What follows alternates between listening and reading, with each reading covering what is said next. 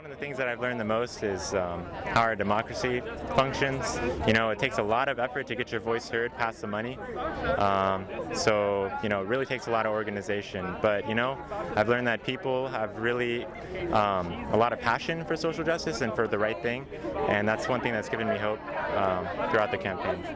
I'd like to know a little bit more about Measure D. So Measure D is a initiative that's on the ballot this November, on November 6th.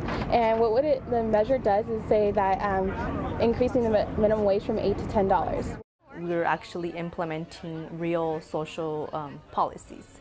So we're not just learning about the issue, but we're actually going out and deciding and organizing how and what exactly we want to implement. So we are asking students to sign our petition. When we have laptops asking students to support in their demands. We are also gathering personal stories of students who are and have faced any sort of housing and food insecurity. First demand is to establish 12 beds here at the university for the homeless students that require a bed. 100,000 jobs! And when do we want it? Now! What do we want? 100,000 jobs! And what we decided to do after reflecting was create something called the Gulf Coast Civic Works Project. The idea is simple: create 100,000 jobs for local residents to rebuild their homes and local communities while being paid a living wage.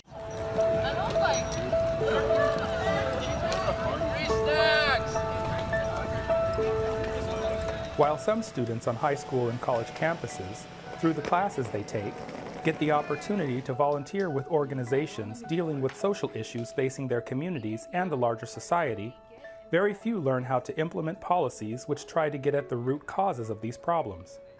At San Jose State University, in the heart of Silicon Valley in California, one class is different.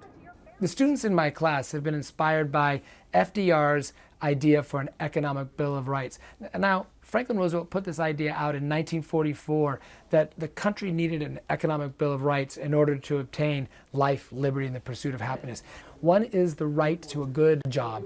Two is the right to a living wage. A third one is the right to a good education. A fourth is the right to health care. In 2011, Scott Myers-Lipton's social action class began a drive to increase the minimum wage in San Jose. As the 2012 presidential election approached, they qualified the demand as Measure D on the November ballot. Hi! Would you like to know more about Measure D? Yeah. It's about raising the minimum wage here in San Jose. Yeah. Cards, so saying what the facts are about raising the minimum wage here in San Jose. We have commitment cards, which has you could do phone banking with us. We can also go canvassing, telling people about how minimum wage would be better for beneficial for residents. We have voter reg. Are you a voter? Yeah. Okay, you're already registered? Okay. Maybe if I could take a flyer, just, Absolutely. you know, and I could encourage people to... Would you like a sticker? Sure, yeah, I'll support you guys. People are starting to see that this is actually something that could be possible. They're getting excited about it, and they're seeing that we're actually going to stick with this and we're going to go through the distance. We're getting a lot of people that are like, what can we do? Everyone wants to be a part of something that is actually going to work. People always think democracy doesn't work. We don't know what to do. Voting doesn't and my vote doesn't count. But now they're seeing like these students are serious, and they obviously know how to get things on a ballot. I'm doing this because as a single parent myself, I feel that it's hard to live beyond my basic necessities. So I can't afford rent, I can't afford PG&E, I can't put enough money in my gas tank to make sure I get to my son. So this raising the minimum wage has been personal to me. It impacted my life and made me realize that I can be about the change in my community, that I can encourage and be empowered to support my community and myself and my son to have a better opportunity in Silicon Valley and be able to be self-sufficient. Put you guys on my Instagram so my friends can see to vote for this, because I'm sure no one I can put it on Facebook, Instagram, and Twitter. Yeah.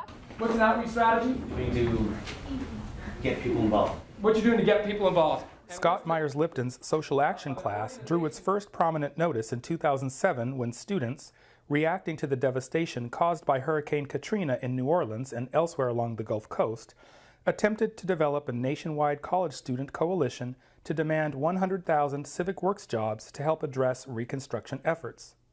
Class time is spent refining tactics and addressing challenges. You need to be totally clear in your mind what are you asking for.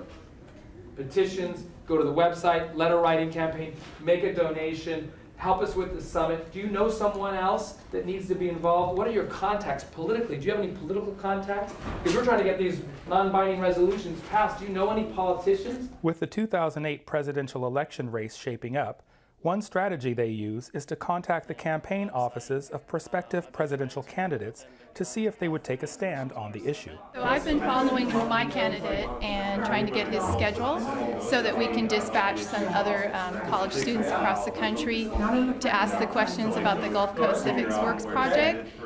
So far I've had some good telephone calls with my candidate's office. It always has to be the students driving it. It can't be the professor coming in, having an idea and saying, look, this is what we're going to do. It has to come for the students, because otherwise then it's like I've got a political ideology that I'm trying to get you all to follow. But I think if it's driven by the students and it's driven around this idea of they're trying to make the community better,